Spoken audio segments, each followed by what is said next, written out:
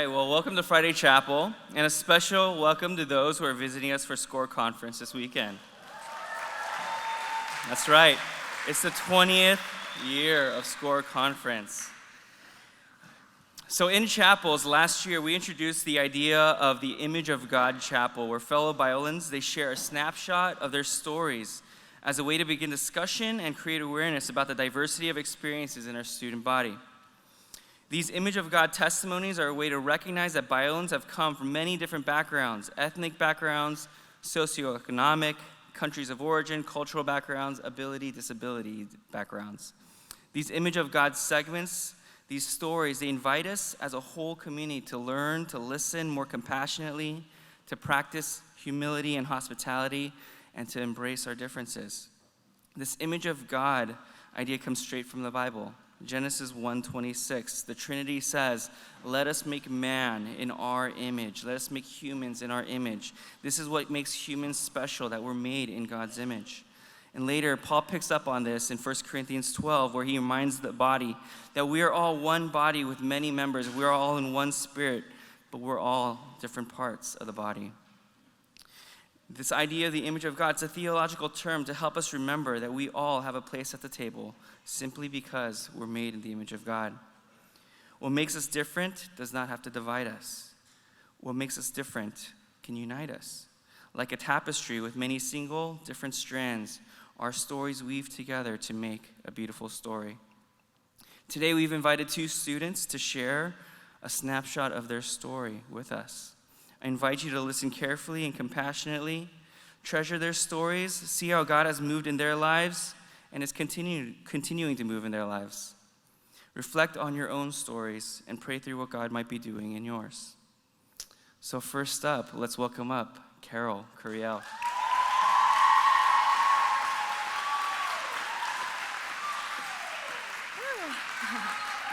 Hi guys, my name is Karol and I'm made in the image of God. You carry the hood in your veins and academia in your heart. When I first read these words, I realized this is me. This is my life. I grew up in the hood, the ghetto. Yes, I said it. And this ghetto, it's South Central Los Angeles, California. Woo woo! And yes, for those of you who don't know what South Central is like, let me paint a picture for you.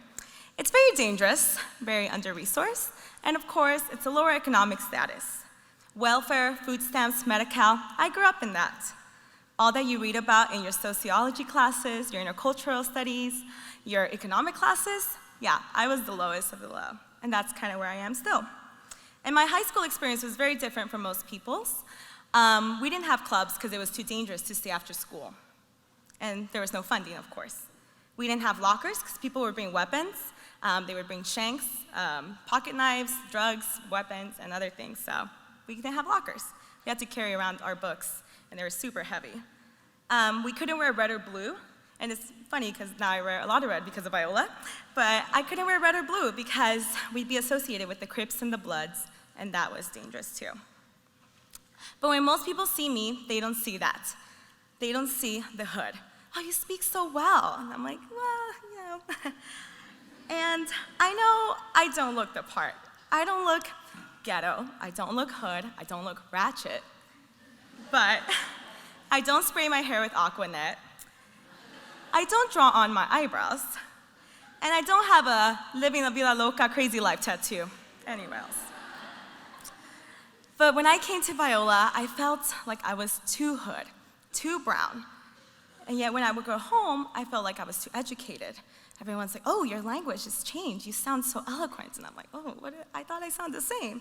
But it started to change. So coming to Biola, I realized I was very different.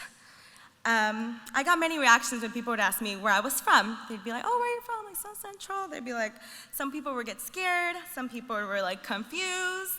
Some people would just like turn the other way and like, okay, bye. And I'm like, oh, okay. And it was just this weird experience that I was having. And so one day I got invited to a Biola-sponsored event, And I was the guest speaker. I was the only student speaker. There was all these wealthy women and super fancy plays. My roommate always says it's very bougie, so bourgeois, whatever. So it was like that. Picture that. It was this beautiful house in the suburbs. And I remember I walk in, there's like a waterfall in the middle of the house, and like all these rich women around me, and I'm like, oh my gosh, what is happening? There's photographers, and I was the guest speaker there. And it was really crazy. I had like a name card too, and I'd never seen my name like on a plate. So it was on a plate. There was all these forks I had never even seen in my life. And I sit down, I'm like chatting, networking, how they say now.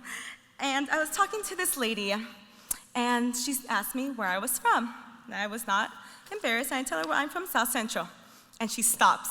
She's like, what? How did you get here? I was like, by car. Just kidding. No, I know what she meant. She meant, how did a young brown girl like you from the hood is speaking at an event like this? How did you get here? At that moment, I feel like I needed to book it. I was like, I gotta go. I don't belong here. This is weird. Gotta go. But I understood her as well. We all have assumptions. When I came to Biola, they're like, oh my gosh, you've never been to Hume Lake? Everyone's been there. Calm down, guys. I just found out what EB3 Fullerton is, so, okay. Now, I understand. Her response was valid, and she was genuinely shocked. But however, I didn't think she realized how her words made me feel. It made me feel belittled and like I didn't belong. I was an outcast. But instead of cutting the conversation there, we kept talking. And I realized she was a teacher there. And so I was like, oh, okay, that makes a lot more sense. She knew the kind of kids that I grew up around. She's like, those schools were crazy. Those kids were the most out of control students. And I was like, yeah, I know, I was one of those. In the hood, education is not a priority. It's just getting out of the streets, not getting pregnant, and not joining the gang. That's the main purpose of school. That's the reason you go to school in the hood. And I knew that that's what she had, the assumption of me when she saw me.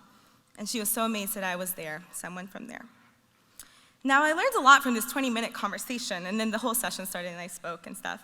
But if we would have never kept talking, if we would have never kept talking to each other, I would have never known that she was a teacher, because I assumed that she was just wealthy by some nature, and she would have never assumed that I was from the ghetto. In that moment, we truly sought to understand each other. We truly started to ask questions, and we didn't seek to only gain facts, and that made me feel included. It made me feel like I could be part of her life, and she could be part of mine. And that day, I learned the true beauty of community. And isn't it beautiful that God is inviting us to do that as well? To engage with other people who are very different from us. Even if it's from the same area, we're also very different. We all have different backgrounds too. And God is inviting us to not only live in community with Him, be reconciled with Him, but also to live in community with each other. Maybe the person down your hall, your neighbor. Who is my neighbor? Ask that question to yourself. And that's kind of what my story is. It's just a little snapshot of my story. And if you want to get more, you can always ask me. I don't mind. But that is who I am. I am Karol. I am from a lower socioeconomic class. I am Latina. And I am a woman, and I am a Biola student. And I am made in the image of God. Thank you. Good morning. My name is Max So, and I'm made in the image of God. Today, I'd just like to share with you parts of my story and what God has taught me about reconciliation through my story. There are many facets of my story I could have shared today, and ultimately I decided to share the aspect of my story that relates to the topic of disability. And before I go on, I just want to clarify that when I say disability or when Mike says disability, we're not necessarily implying that, we're definitely not saying that someone is disabled because he or she has a physical or psychological impairment, but we're just naturally using that term because if we use other terms, from my experience at least, when we use other terms such as able-bodied or ability status, we realize that what we need to be communicated is not necessarily communicated as well if we just stick with the term disability that everyone's familiar with. So that's just the only thing I want to clarify before I move on.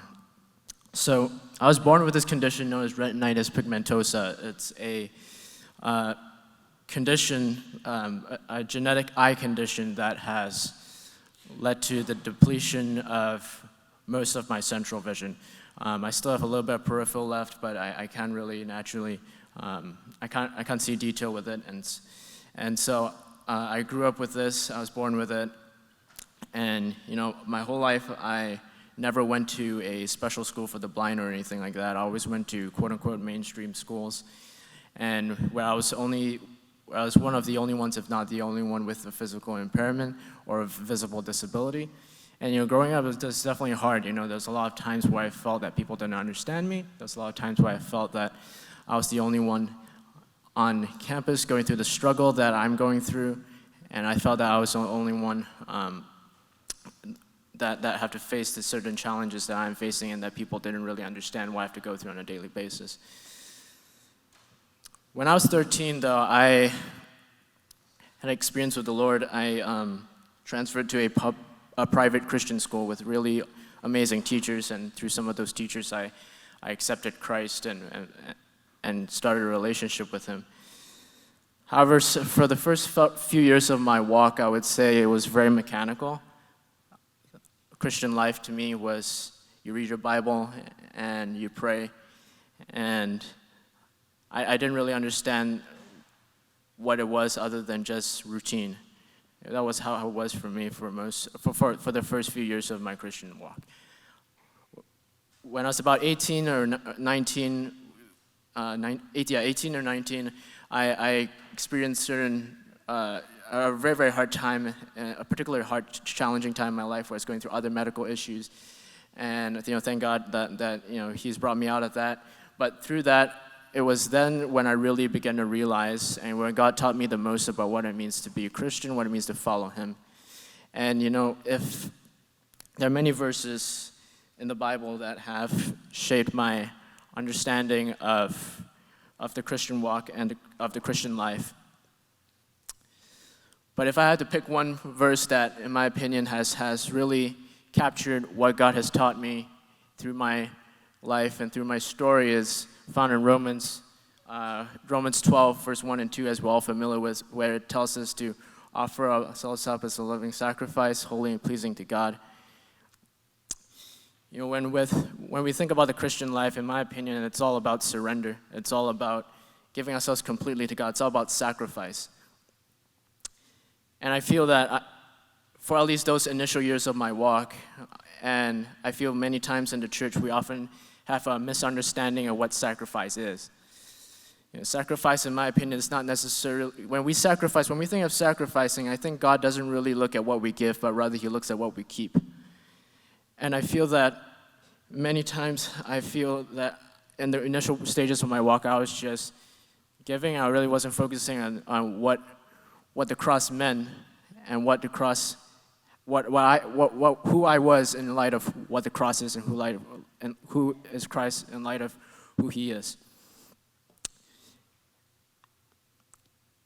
And so, through that hard time in my life when I was about 18 or 19, and I began to realize what it means to surrender, and I began to realize it was in that constant seeking of His face that made me realize that to love our Lord, our God, with all our heart, soul, mind, and strength is to put Him first and only, and nothing else and no one else. Because when we truly do put Christ first and no one else and nothing else, that's when He begins to tell us what to put as second, third, or fourth. And that's when I began to realize that, that's when I think, to me at least, life became simpler in the sense that all I had to do was focus on Christ and pursue that. So as I began walking in my walk and pursuing Christ, nothing else and no one else, I began to realize that this aspect of surrender also relates with how we are to love our neighbors as ourselves. It also relates with this topic of reconciliation. When we surrender completely to others, we began to notice that not only the cross central, but as we as we approach SCORE conference, the theme of this year is to do justice, love mercy, and to walk humbly with our God. And I honestly don't think it's possible to simultaneously grasp what the cross is and at the same time miss what justice means. For that matter, mercy, or for that matter, humility. And that's why I began to realize that this aspect of surrender, Christ didn't die for us. At times we think that reconciliation is just to be nice to each other, but Christ did not die for us just so that we could be nice to each other. He died for us so that we in turn can lay down our lives for other people.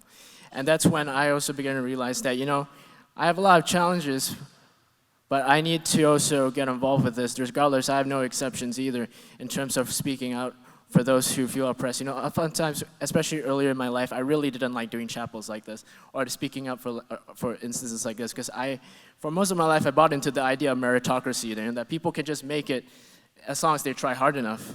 And for a long time, I thought that was a good way to look at things. I thought, yeah, that makes sense. And here's the thing, it's meritocracy. It's at its best oversimplified, but at its worst, dangerously deceitful. Because even though if something may not affect me particularly, the very fact that it is causing my brothers and sisters pain and hurt is good enough reason as a follower of Christ for us to speak out about these issues. And even though for a long time I thought to myself, why are you speaking about these issues? Why you bring up your challenges? I have a disability. I go through hard times too. I don't want to make excuses. I just keep going, and that's an extremely unloving way to think. And I'm guilty of it as well. I'm guilty of having thought that way. But if we really truly consider ourselves as followers of Christ, like I said, we have no reason, no excuse not to surrender our lives down for not just our Lord, but by doing so for each other as well. And as we embrace the cross and as we embrace life through the cross as a means of surrender, that's why we have to lean in on these things. And is it hard? Of course it's hard. I'm not perfect at it. I'm not denying the difficulties and challenges that comes with sacrifice and leading into these types of conversations. It's definitely difficult. But that's why we have SCORE Conference. That's why we have things like SCORE Conference, where there's space where we can come together and truly ask the hard questions and truly know what it means to reconcile to each other and live the Christian life. And if we truly do that, I believe that we don't have to necessarily understand everything, but we at least should go with an intense heart and sincere desire to pursue what the cross means. Even though if we're new to the conversation, in my opinion, it's better to lean in and be curious. And even though we don't have the right questions, to engage with a caring heart, that's better, in my opinion, than to fall into a mode of indifference due to a fear of what lies ahead and allow inequity to linger. I don't think that's just, and I don't think it's a way for us to live a Christian life. And I say it's hard, but that's why we need to keep doing this, and that's why we need to keep having conversations like this. And if we truly lean into the cross and what it means to surrender, we will truly, in my opinion at least, begin to realize what it truly means to have unity and diversity of Christ. In my opinion, it all starts with the cross. The cross is what guides the Christian life. It should guide our conversations. It should guide the way we engage in these conversations, to listen to understand instead of listen to evaluate. And I'll encourage each of you to this weekend to take as we engage in this conversation, to also to examine our own standing. Where do we see the cross of Christ fit into our individual lives? Because that's what guides us each and every day. That's the only thing that will guide each and every one of us. That's the thing that's guided Karol's story. That's the thing that's guided my story and guides each of us who has truly tasted and experienced what it means to have saving grace. My name is Maxo, and I'm made in the image of God. We hope you enjoyed this message. Biola University offers a variety of biblically centered degree programs, ranging from business to ministry to the arts and sciences.